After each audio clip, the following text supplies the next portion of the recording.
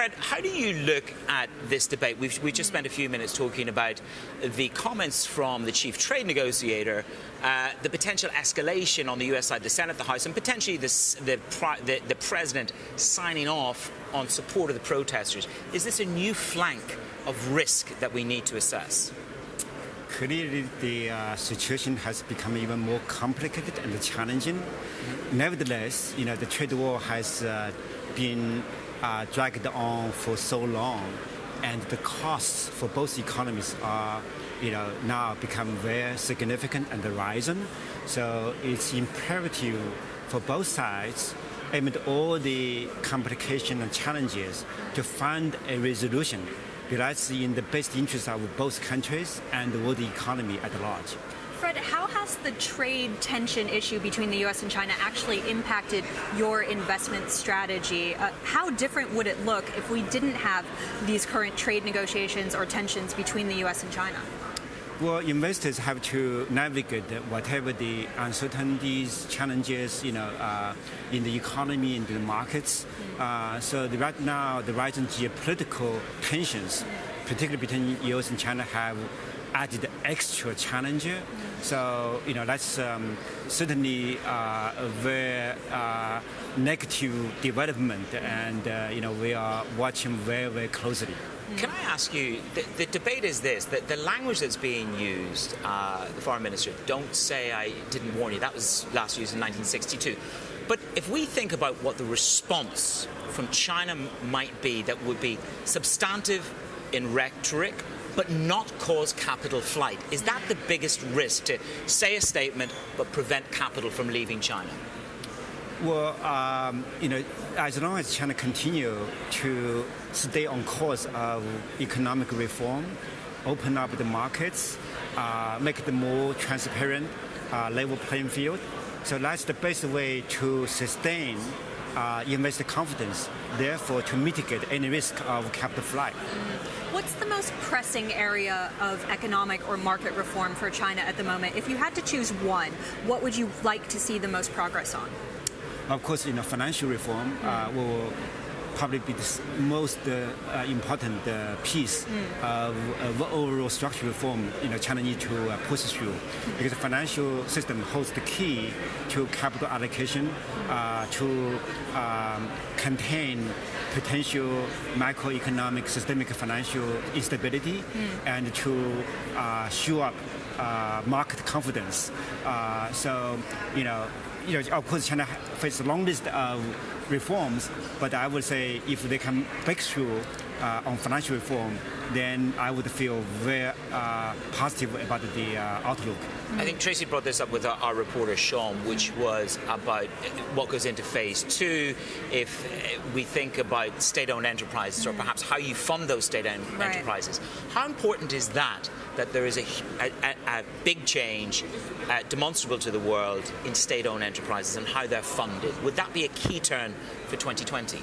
Yeah, two comments. First of all, after 40-year reform, the importance of state-owned sector has diminished substantially. Yeah. So now they account for a small part of the Chinese economy, maybe 25%, maybe 30%, depending on different estimates. That's number one. Number two, having said that, insofar it remains irritant between China and the U.S. for a healthy economic relationship, and also SOE continues to harbor efficiency and fair competition within China. I think it would be wise for Chinese leaders to really accelerate the SO reform, make them more market-oriented and more efficient. I wanted to ask you about the situation in Hong Kong. You worked there for a long time. You know that Hong Kong is of vital importance in directing capital into wider China. How do you see the situation on the ground actually impacting its ability to do that and its role as a global financial center? Well, what's happening in Hong Kong for the last 5 months is sad and it's disturbing. So I really hope we'll be able to find a way out of that as soon as possible. Despite the short-term challenges, however, I remain fundamentally optimistic about Hong Kong's future, because Hong Kong has proven over and again among the most resilient economies anywhere in the world.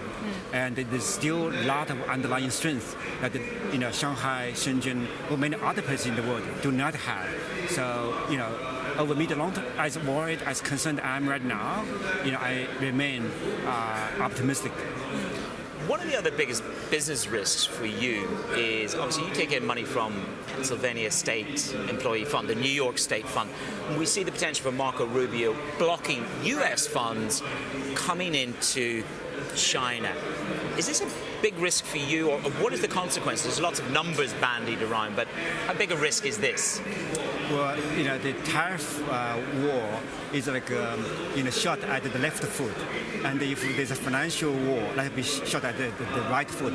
That will, really, really harmful to U.S. economy, more importantly to the millions of pensioners, livelihood and economic security going forward.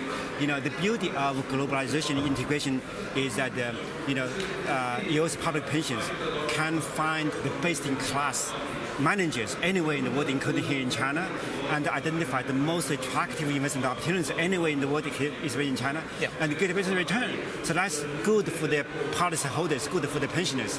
If any politician, deny that opportunity, they only do a terrible disservice to the pensioners and to American, retirees. I wanted to ask you about the current state of two different pools of capital in China, venture capital and also private equity. Are we starting to come to the end of the venture capital boom in China because we've seen so much money pour in? Is this the end? Is private equity more sustainable? Well, looking back, private equity and the venture capital have really played an extremely valuable catalyst role to enable entrepreneurship, business formation, job creation, and innovation.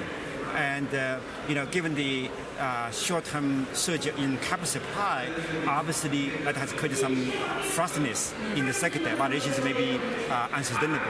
However, we're already seeing necessary corrections, and so private equity, venture capital will continue to play instrumental role in sustaining China's technology progress and innovation for many years to come.